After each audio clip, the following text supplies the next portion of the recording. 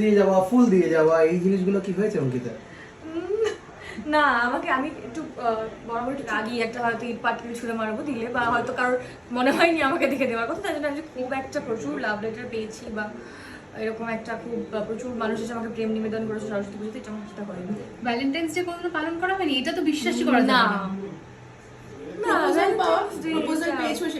Proposal পেয়েছি, but ওই Valentine's ডেতে সুন্দর দুজন মিলে হাত ধরে ঘুরতে গেছি এরকম কোনো কিছু।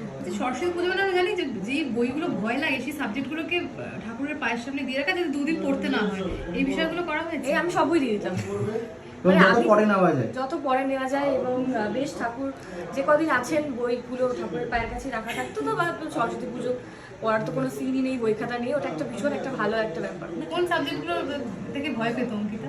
অঙ্ক, বাবা আজকে তো শুটিং আছে, শুটিং ছিল, শুটিং আছেও আবার। আমি মাঝখানে একটু সময় দাদার সাথে দেখা করার জন্য এসেছি, এবং এই একটা দিন তো আমাদের এখানে ব্লুজে সবাই আসে, এবং এইখানে পুজোতে তো আসতেই হবে, আর ভালোও লাগে ভীষণ, সবার সাথে দেখা হয় অনেকদিন পর, এবং দাদার সাথেও দেখা হয়।